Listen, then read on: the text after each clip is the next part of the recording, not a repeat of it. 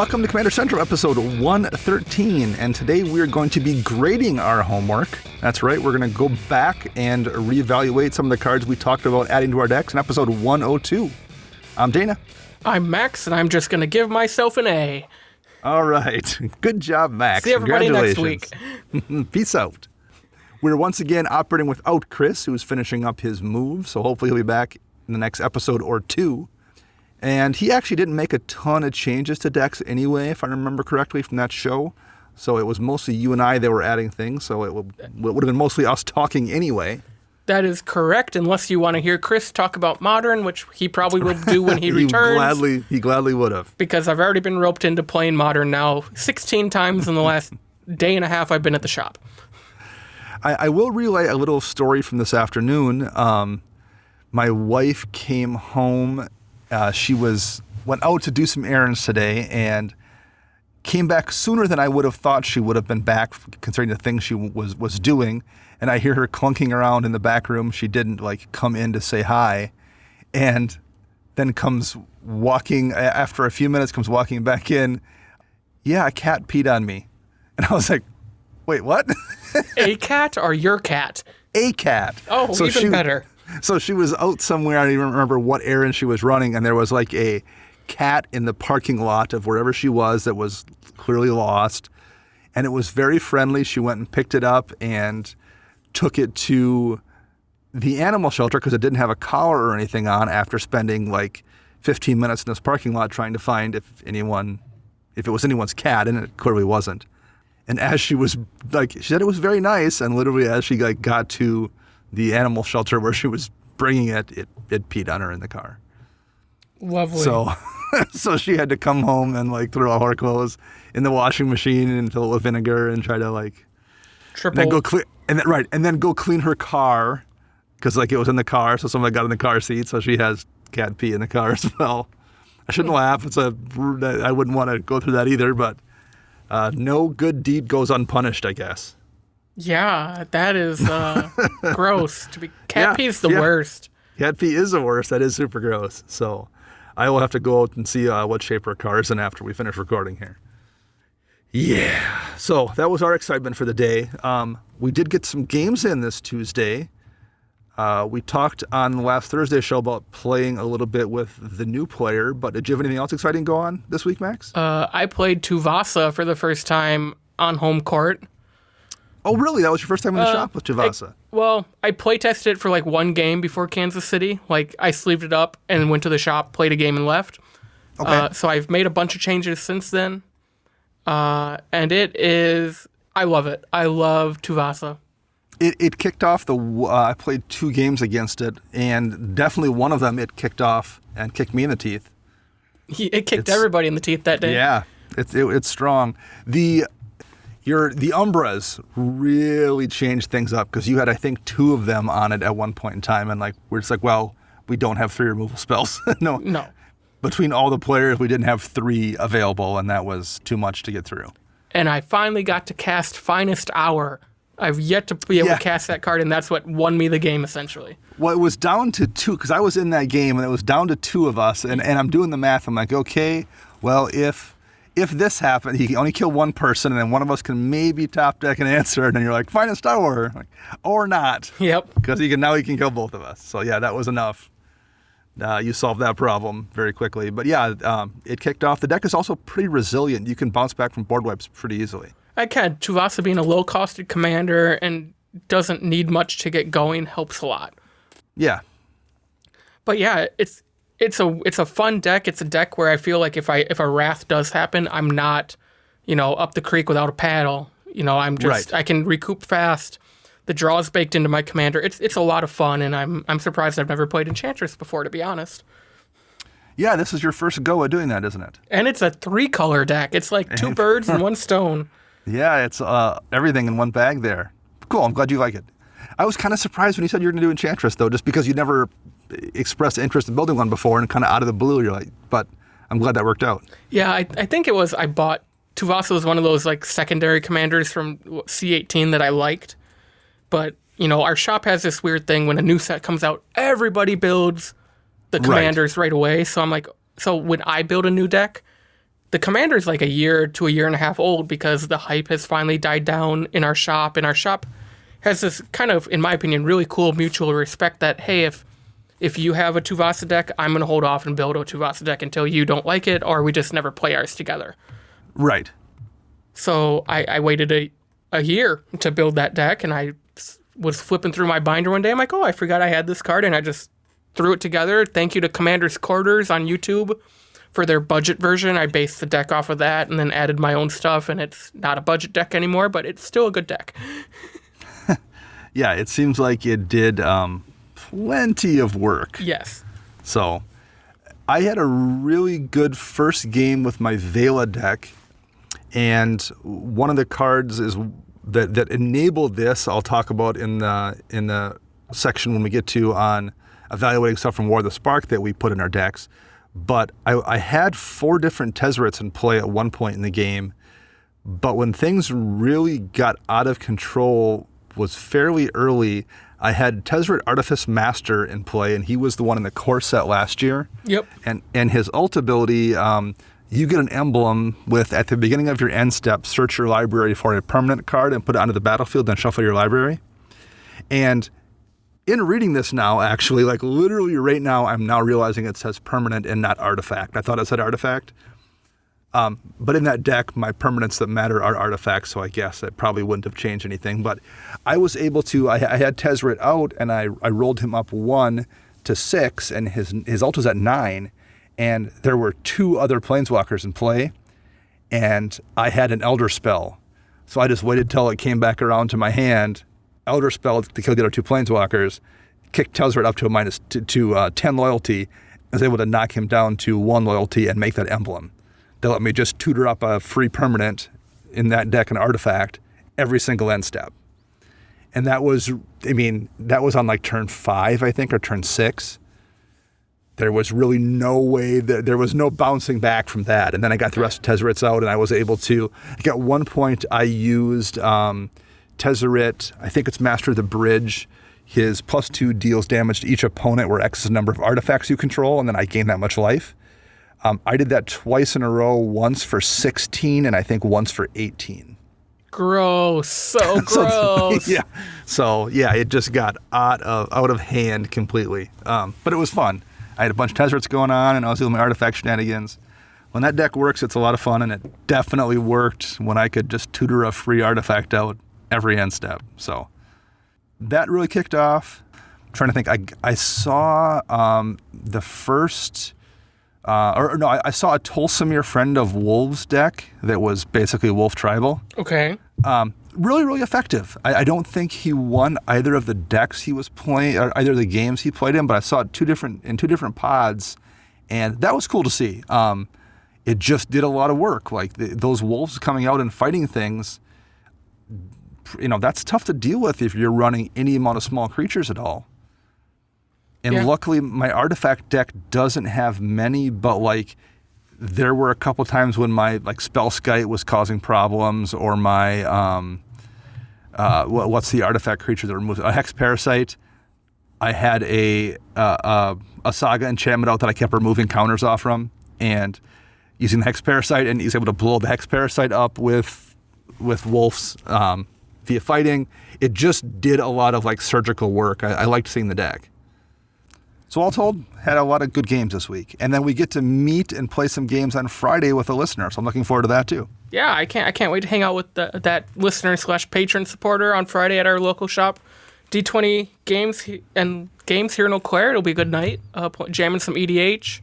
Yeah. We'll be there most of the evening were there most of the evening because this will be airing on Monday, I guess. Yes, I guess that's true. By the time this comes out, it'll already be done. Time travel. I guess. All right, if you want to find us on social media, how would you do that, Max? Hey, we are CMDR Central pretty much everywhere you want to find us. That covers Twitter, Facebook, YouTube, Patreon, and CMDRCentral.com. And we also can be found on FlipsideGaming.com. Yeah, head over to FlipsideGaming.com. Use promo code CMDR in all caps. Gets you 10% off all your orders, $10 or more. Modern Horizons just came out. They probably have a lot of singles you can pick up for that for your EDH decks or your Modern decks if you're like Chris who loves to play Modern. They also have other TCG games like Pokemon, I think Yu-Gi-Oh, and just a lot of cool accessories like playmats and deck boxes and whatnot. Yeah, there's all kinds of stuff there. So we'd appreciate the support. You can also support us by going to patreon.com. Yeah, Patreon. Go ahead. And I think we have a few new Patreon supporters this week. Yeah, so head over to patreon.com and check out our rewards. We totally would love it if you are able to support us there, but you know what? Just listening to our show helps a lot as well. We do have a bunch of new patrons to announce, so we want to say thank you to Jeremy. You know what, Jeremy? I'm really sorry. I'm not even going to try to pronounce your last name. There are more vowels than consonants. Nicholas Glaver, Will Leonard, and Paul Dyson. And thank you all very much for supporting the show. Yeah. And like we've said in a few past episodes, we're going to be changing up our rewards again coming on July 1st. So look out for those. Some new merch, some new reward levels to get our fans. We want to give more back to you, all of our fans out there. So look for those, and some of them might include opportunities to come on the show. For sure. And speaking of rewards for Patreon supporters, we have a contest currently going for both Patreon supporters and for our Twitter listeners. Yeah, so let's start with Twitter. As of when you're hearing this, you would have saw a tweet. Our monthly Twitter contest this month is for the Lorwyn starter deck Kithkin Militia. So that's the mono-white Kithkin starter deck from all the way back in Lorwyn. This came from Dana's Collections Adventures. The deck has been opened, but all the cards are there. Yes. Including the cool pamphlet that comes with it. And then for Patreon, we are giving away a Teferi Temporal Archmage Chainveil deck, essentially. It was donated to the show by listener Michael Shea Woodward. It is a legit EDH deck. Like, I kind of want to play this at one of our nights before we just happen to give it away, or I might just support us on Patreon to try to win it. That's a good idea. Should bring it Friday night and we can test it out. Do degenerate stuff against our listener here. No, come on, scumbag stuff. Scumbag stuff. Scumbag stuff, that's right. Yeah, it's a legit Teferi Chainveil deck, really nicely put together, and thank you very much, Michael, for supporting the show by giving us that deck to give away. Yeah. All right, Max. Dana. Did you do your homework? Sort of. So back in episode 102, after War of the Spark came out, we were kind of talking about the sheer amount of cards we had put in our decks, and then we decided to review them in mid-June and see how they played out. Because it's easy to say, I'm adding this card to my deck, and then, you pull it out 2 weeks later and forget about it. We wanted to kind of revisit the hype after we've got a chance to play with a few of these cards and report back on how they worked. And then I think we also had a couple of homework cards individually that we were going to try that weren't War of the Spark cards, just ones we wanted to try in general. So we'll get to those after we talk about our decks. But I can start here and talk about my Zero deck. I made quite a few changes to it, and I'll just go over the cards I added and let you know what I've been thinking of them so far in the deck. I think this is the deck I've had the most hits with. I don't think any of the cards I've added have been a problem. You don't say. Yeah, it's been all gas. Probably the one that's the least exciting was Ignite the Beacon. That's a 5-mana tutor to go get 2 Planeswalkers. And I've cast it twice and it's been good and haven't regretted it, but it is what it is. I don't think there was any question that card was going to be useful. It was just a matter of whether or not it was useful enough. And I've been happy with it as a backup plan because sometimes you get to that point in the game, I tend to try to kill Zero or even sacrifice him to recast him to get Planeswalkers. And you can get to that point where, he's 12 mana, that's going to take my entire turn. Ignite the Beacon lets me go get Planeswalkers and still have mana left to cast them at that point in the game. Right. So, surprisingly enough, I still have my show notes from episode 102. Good on me. Those didn't get recycle binned on my computer. Are you happier with Ignite the Beacon over Conjurer's Closet? Because that's what you said you were going to swap it for. And Conjurer's Closet was just so there was enough times it wasn't useful, and at least the times I've seen Ignite the Beacon, it's always been useful. Perfect. So it's been a good trade-off. The other one was I swapped out Karn's Bastion for Scrying Sheets. Scrying Sheets is a fine card, and I could very easily have left it in, but I didn't want to remove too many more planes.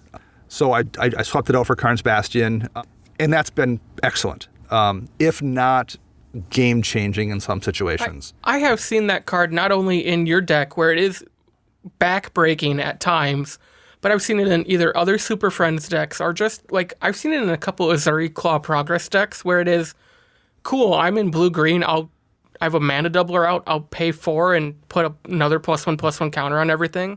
Because why not? There's not much downside in a 2-color deck. You can run some utility lands. It is a nasty card, and I wish I had a deck for it. Yeah, I've been very happy with that. Karn the Great Creator. Shutting off your opponent's mana rocks is really, really useful. And it has been really, really useful. No. I think the only problem with it is maybe it puts a target on you. Yes. But I still think it's worth it. I mean, people will target the Karn and take it out and then move on to something else. In the meantime, you've generated pretty good value. I don't think that's a problem at all. The Wanderer has been very good. I replaced Johnny Goldmane with a Wanderer, and being able to exile a creature is been very useful as well. The passive doesn't really do much for me so far, but that's fine. It's a body that lets me take care of things, and that has done more than a Johnny Goldmane did. Grateful Apparition is absolutely disgusting in that deck. That's the creature that has flying and proliferates on combat damage.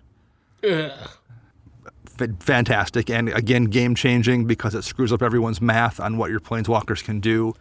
And it's, probably fine if you have one Planeswalker, but like, I think there's been multiple times I've had it out with like 4 Planeswalkers, and being able to just change that math so much, fantastic. The most surprising one here is probably Ugin the Ineffable.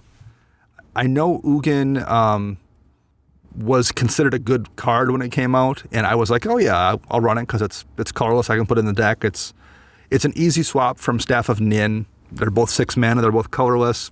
It's a logical change. Ugin kind of does a draw thing. When he makes those creatures, when they die, you get to draw the card.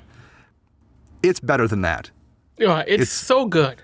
Yeah, it's been absolutely a powerhouse whenever I've had it out, and it's been disgusting whenever I've seen someone else have it out.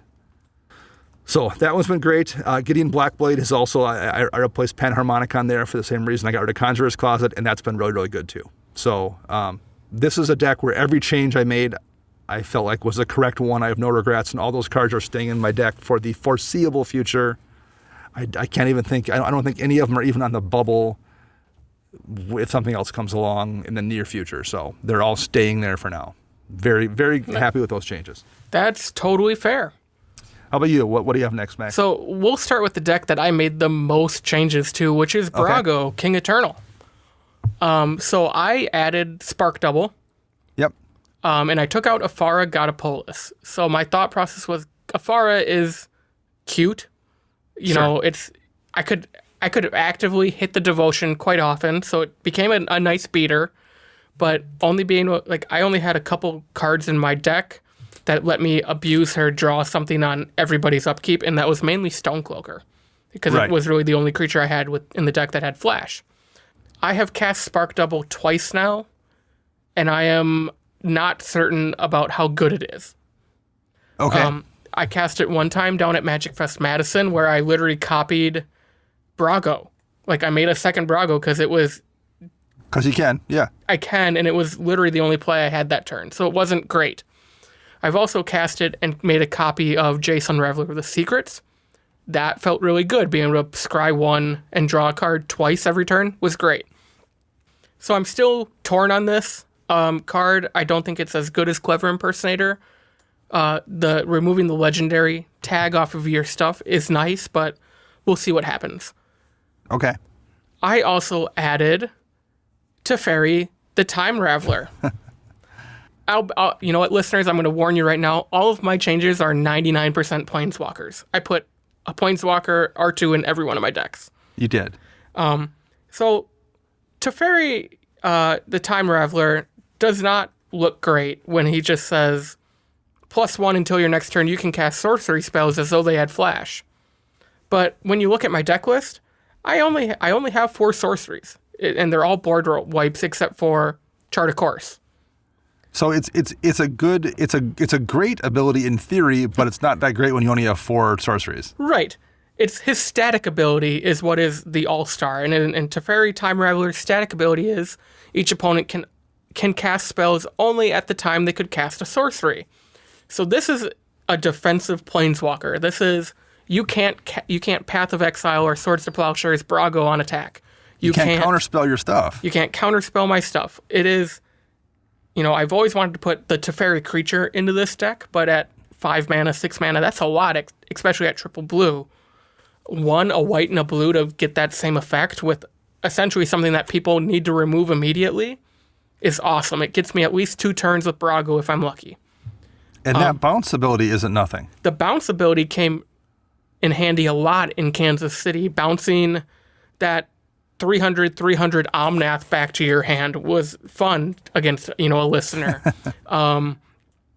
He's just super utility, and I really like him. He comes in with 4 loyalty for 3 mana. You instantly bump him up to 5, and I'll tell you what, everybody, casting a Council's Judgment at instant speed is really fun. Yes, it is. And I didn't screw it up. Well, that's the important part. Yes. So the other card I added to Brago, and I didn't actually say this on episode 102, was I added Narset Parter of Veils. I cannot tell you what I took out for it because it was long enough ago. Okay. But this card is as hyped as everybody thinks it is. It is amazing. My issue with Brago sometimes is there are decks that do outdraw me. Locking everybody else down to where they only get their draw step is amazing. And you're also in a deck where it's relatively easy for you to protect her as well. Exactly. A lot of my stuff has flying or just big butt, so I can absorb some damage. But her -2 is extremely useful. Look at the top 4 cards of your library, reveal a non-creature, non-land card from among them, and put it into your hand. Put the rest on your bottom in a random order. That is essentially the flip of Search for Azcanta. That's Azcanta the Sunken Ruins. Yep. But it's for a -2, and then guess what? I'm just going to reset her back to 5.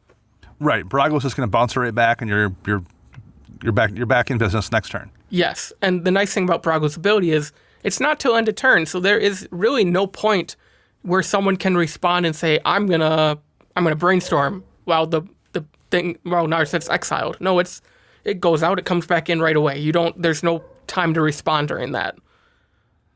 Which I appreciate a lot.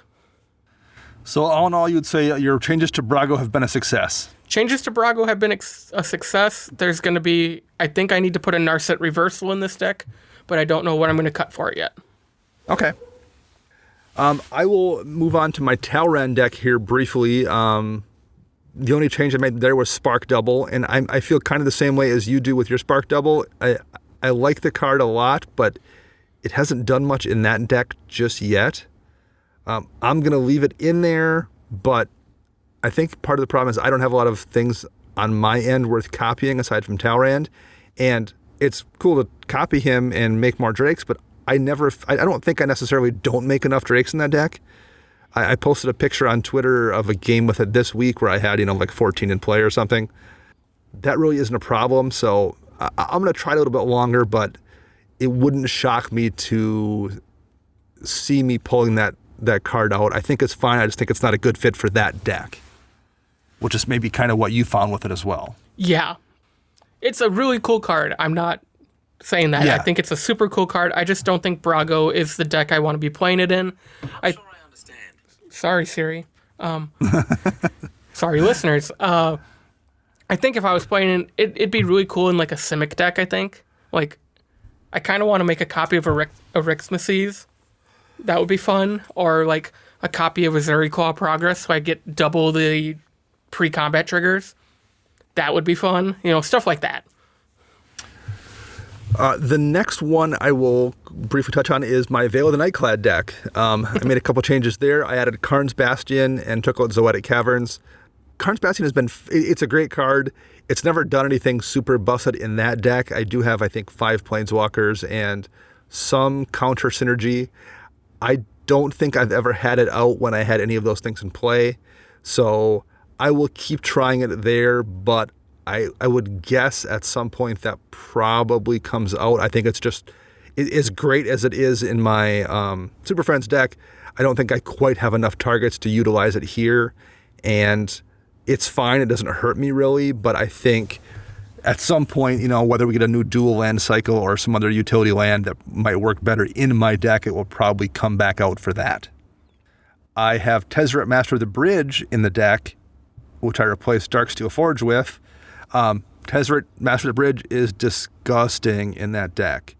I probably cast last night a dozen different spells using the Affinity Clause, almost all of them for free, to the point where I went through actually today and was looking, and I think I'm going to add, what is the name of the card? There's an artifact creature from one of the Mirrodin sets that has affinity for artifacts, and it gives all your artifact creatures affinity for artifacts. It's like 10 mana too, isn't it? Yeah, that's 11, I think. Because I think you ran it in your Muzio deck way back in the day. Muzio deck, yeah, way back then. Do you still have it by chance? I will look through my bulk this weekend for you. We will have to talk about it. Anyway, I think I'm going to add that just because the affinity works so well in that deck that maybe adding another instance of it is worth doing. So Tezzeret's been just disgusting there, and the Elder Spell was the other addition I made, taking out Hero's Downfall, and that's every time I've drawn it, it's been good. It doesn't always do busted stuff like it did last night when I could just ult my Tezzeret via cheating. But I've always had a target for it. You even mentioned how many Planeswalkers you added to your decks. Mm-hmm. And not just off you, but I just haven't had a chance to draw it where it wasn't a useful spell. And we're getting, it looks like, I think it's just the Chandras, but we're getting another uncommon and rare Planeswalker at the very least in the core set this summer, in addition to the regular Planeswalkers. They're just not going away. And I think, if anything, we're going to be seeing more and more of them moving forward in decks. So I'm very happy with it now, and I don't think that's going to change in the near future. That is fair. Let me go back to you for one more deck, Max. Let's talk Dromoka. So this is where I have the least success with my war changes. And we actually kind of touched on this on our Kansas City recap show. So I added Ajani the Great-Hearted, which was the new Ajani Planeswalker. Yep. His static says, creatures you control have vigilance. +1 says gain 3 life. And his -2 is put a +1/+1 counter on each creature you control and a loyalty counter on each other Planeswalker you control. Well, as of today, Ajani is the only Planeswalker in this deck. So his -2 in that factor doesn't do a lot. Right. The +1/+1 counter on each other creature you control, in theory, sounds awesome if I can get even three creatures down on board, because, they all fly, they all have at least 4 power. Sweet. This is a life gain deck. His +1 is really what I use it for, and it's more the static is really why I liked it.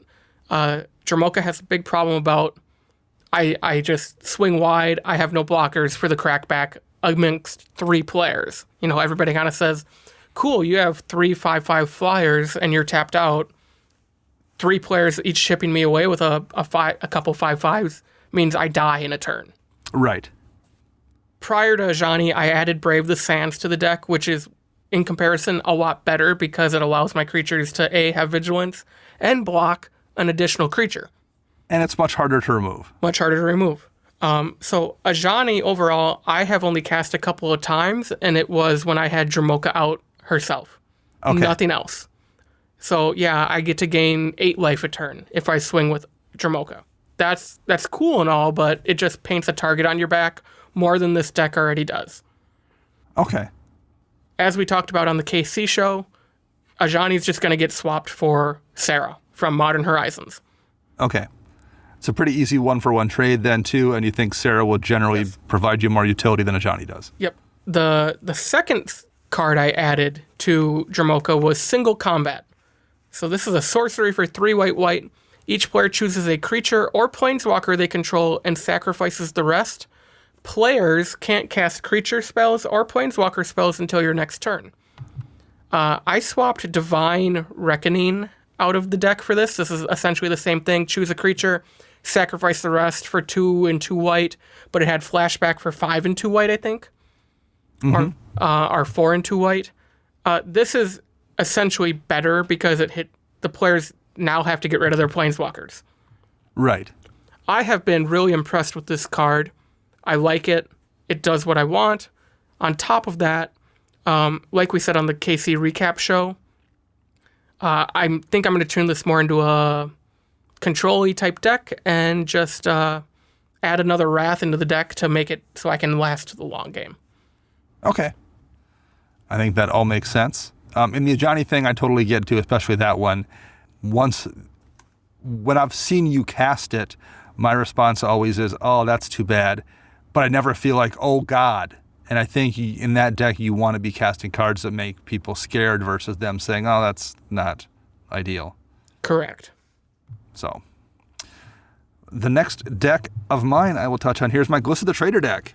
I had 4 changes there. I added Vraska Swarm Eminence, Leyline Prowler, God Eternal Ronus, and Bolas Citadel.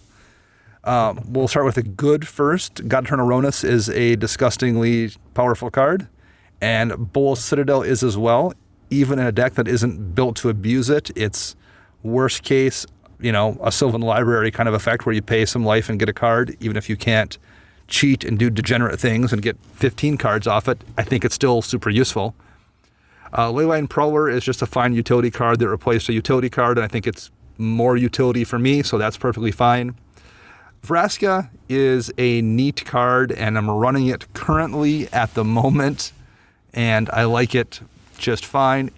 But it's not good in that deck, so it will be probably the card that winds up losing a slot to something that I want to add for Modern Horizons. It's too bad. It's really on theme. It's really, really solid, but it's just not good enough. Adding a counter to 1 or 2 creatures isn't enough. So it will lose its slot to something from Horizons probably. That Vraska says it has to deal combat damage to get the +1/+1 counter, right? Right, and it has to get through, right. Okay, yeah. So there's the fall. There's the fallout of it. If it was just like an attack trigger, I think it's like an auto-include in your deck since every creature has Death Touch. Yes, will make a big difference on attack, but yeah, it's on combat damage. And there's also a couple creatures that only have pseudo-Death Touch, like... Oran Viper. Oran Viper doesn't have true Death Touch, and neither does the Dredge Imp, whose name I've just forgotten. They have the pre-Death Touch wording on both of them as well, so it doesn't trigger for every creature necessarily either. But even if it did, that still probably wouldn't quite be enough. So, right. But Ronus and the Leyline Prowler and Bolas Citadel are for sure staying in the deck. Awesome. Mina and Den is the next one that had a couple changes, and I added the Awakening of Vitu-Ghazi and Finale of Devastation. Finale's been pretty solid, which is what I expected. It's just a way to get stuff back from my graveyard. I have not yet cast it for 10+, where it gets disgusting. But it's been good just to get small spells back when I've cast it for, X = 4 or something. I've been very happy with that. Awakening of Vitu-Ghazi is amazing, and I think every time I've cast it, the person who I've cast it against has said, that's an instant? Really? So turning a land into a 9 at instant speed is really, really solid, even if you're not abusing it with Doubling Season or something. And in that deck where I have a ton of extra lands lying around, I've been very happy with it. Yeah, that totally makes sense. I mean, that card is a combat trick at worst case scenario. For 5 mana, yeah. How about you, Max? What other decks did you make changes to here? I have one final deck. All right. And that would be Regna and Krav. Okay. And I added 1 card. Oh, just 1. All right. What'd you add? I added Sorin Vengeful Bloodlord. Oh, that's right. So Sorin Vengeful Bloodlord is a 2 and a white and a black for the Planeswalker. His static ability says as long as it's your turn, creatures and Planeswalkers you control have lifelink. His +2 says Sorin Vengeful Bloodlord deals 1 damage to target player or Planeswalker. And then his -X says return target creature card with converted mana cost X from your graveyard to the battlefield. That creature is a vampire in addition to other types. So, this was kind of a hard decision for me. This deck revolves a lot around gaining life, making tokens. Right. Krav eats, makes more tokens because of Regna. It's just a loop. Right before War preview started, I was like, I need to add Whippa Erebos to this deck because not every creature inherently has lifelink. So It's kind of hard. If I don't get the token machines going, it's hard to trigger Regna to make tokens to feed Krav.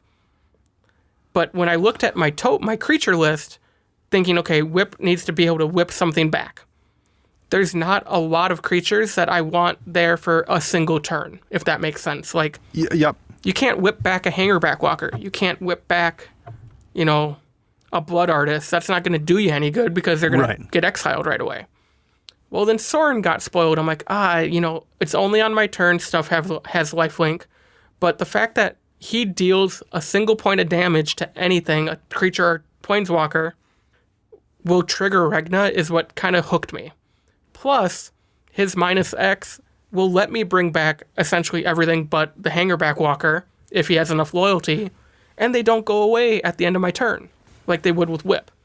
So I got to see him a lot in Kansas City. He came out in pretty much every game I played with Regna and Krav, and every single one of his modes did work. He was a great inclusion in the deck, and I am extremely happy with this type of design and this card for my deck. This is kind of in response to the Ajani comment earlier. This is one when I see you, the times I've seen you cast this card, my response is, ugh, I have to deal with that. Yeah. Versus Ajani where you're like, oh, well, he gets that. Right. This is something that has to be responded to. So I think that's what you want in terms of your cards. They are ones that people have to deal with or they are too big of a problem. And it's that. Yeah. My last deck, I made quite a few changes to that I will report back on, is my Reki History Kamigawa deck, which had 6 changes. God Eternal Ronus remains as disgusting as it looked in the previous season. It is a win condition, and I don't think I've put it onto the battlefield when I didn't, in a situation where I didn't kill somebody. So it's been fantastic. Nissa, Who Shakes the World, I added to the deck. She's a mana doubler and has a few other abilities. I've been pretty happy with her. Sometimes I get those points in the game where I have either more mana than I'm drawing cards for, or I'm drawing too many cards and don't have enough mana. So I like having multiple ways to double my mana, and she's been pretty solid there. I will keep her in the deck. Finale of Devastation, disgusting card as well, same as God Eternal Ronus. It's just busted. If I use Finale to get God Eternal Ronus, it's insane overkill. Or just enough kill, I guess, depending on how you look at it. But that's been a game-winning card, and I'm definitely keeping that in. But there's 3, so those 3 were good, but there's been 3 that have been less amazing. The first is one I'm kind of neutral on. That's Mobilized District, and I replaced the Snow-Covered Forest with it. It's just a man land, but it doesn't come into play tapped, and it costs less mana to turn into a creature based on the number of legendary permanents you control. And I have enough legendary stuff that it's just always almost automatically a creature if I want it to be, which is fine. But like the amount of times in that deck when that's been impactful is non-existent. Like I've had it out, I think 3 or 4 times, and every time I can just turn it into a creature, and every time it's been irrelevant. Yeah.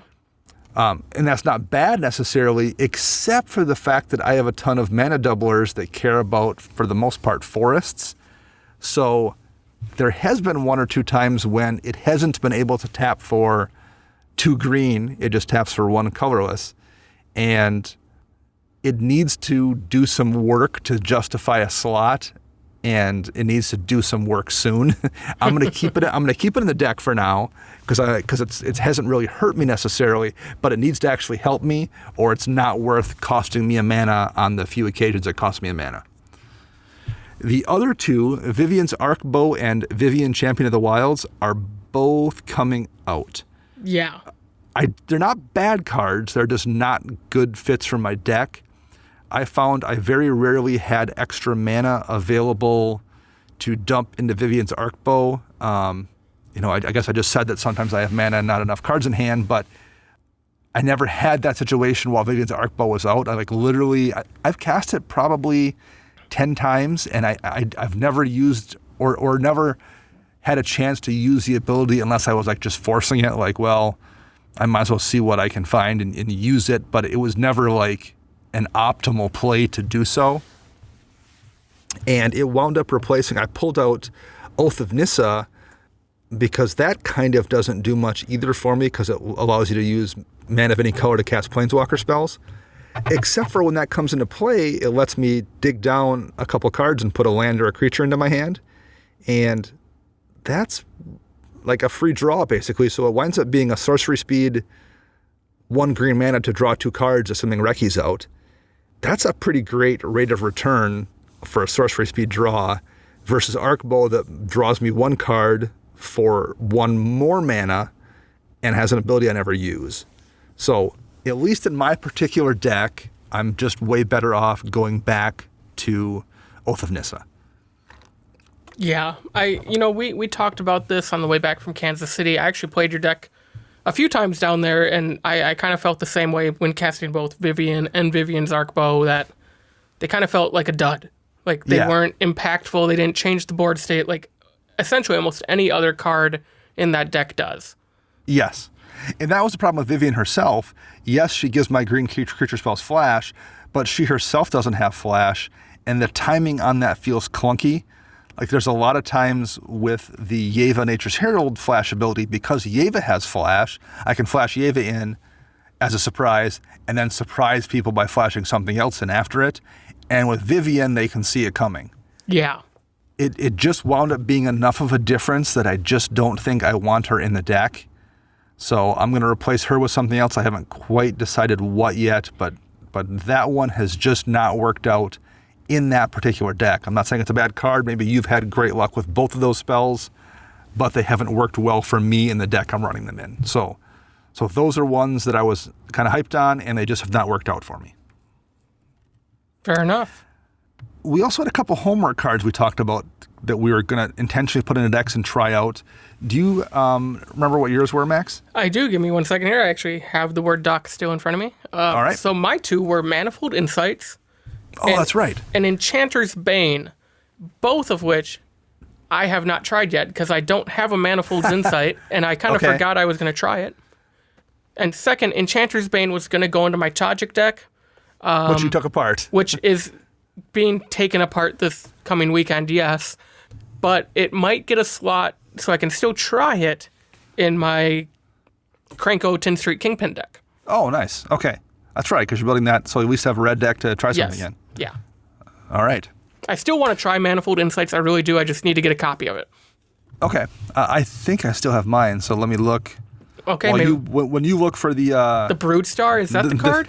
No, it wasn't. It was because it's a Broodstar does a similar thing, but this one is an artifact creature, and we'll look it up off air to see exactly what it was. It was an artifact creature, so it's entirely colorless. Gotcha. So the 2 homework cards I had are Evolutionary Escalation, and I'll read that back quick because it's fairly obscure. 1 in a green. It's an enchantment. At the beginning of your upkeep, put 3+1 counters on target creature you control and 3 on a creature an opponent controls. So that's running in my Kresh deck. I've had it out, I think, 2 different times, and both times it's been a situation where I've put 3 counters on Kresh and then 3 counters on a scary creature that I intended to destroy that turn, and then I destroyed it. And so basically it wound up being put 6 counters on Kresh. Yeah. And I have not, that's been the only situation when it's been out is when I am able to abuse it. I think there was one time someone didn't have a good creature, so I put counters on their Llanowar Elf or something, and then proceeded to fling Kresh and kill the person anyway. So at least as of yet, putting counters on someone else's creatures haven't hurt me, and it's helped me every time. So I've been fairly happy with that card. It's staying in the deck, and it's not one I have marked for removal or anything. So I can probably speak back to this in the future and let you know how it's continued to perform, but I've been very happy with it. The other one is Benefactor's Draft. It's an instant speed, also for a green and a colorless. Untap all creatures, and until the end of turn, whenever a creature an opponent controls blocks, draw a card. and it just draws a card naturally. So I had it in my Glissa deck, and I've cast it once, I think just once in that deck, and I cast it on my own creatures. I had tapped out swinging at somebody and had this in hand, so I felt like I was safe, and then someone went to crack back against me, and I cast it, untapped both my creatures, blocked their stuff and killed them. Both my creatures survived, and I drew a card. So that's, I think, the worst case scenario with it is in that deck, and I was pretty happy with it. I think it has a much higher ceiling. I think there are situations where you have the potential to draw half a dozen cards off it. So I'm curious to continue to play with it. I can see it burning me or being a dead card sometimes too, but I've been happy with it at least the one time I cast it, happy enough that it's going to stay in the deck, unlike something like the new Vraska where I just feel like it doesn't do enough. Right. So both my homework cards are ones that I've enjoyed having in decks, and they're going to stick around for a while longer. Awesome. All right, so that is the wrap-up of our War of the Spark homework cards and homework cards in general. We'd like to hear back from you guys if this was at all useful to you, hearing us, first of all, do the first show where we talked about the changes we were making, and now this one where we followed up and let you know how they worked out. It was useful for me to go back and reevaluate them, but if it's not useful for anybody else, I would like to know that. Or if it is useful, we'd love to hear that from you too. You can find me on Twitter at Dana Roach. You can find Max on Twitter at CMDEssential_Max. And you can find Chris at WiseSquishy1. And let us know, please. Our editor is Ken Peddle. Thank you very much, Ken. You can find him on Twitter at LOAD3R. Our podcast theme is Retro Future Dirty by Kevin MacLeod. And we'll be back next Thursday. I'm Dana. I'm Max. And this is Commander Central.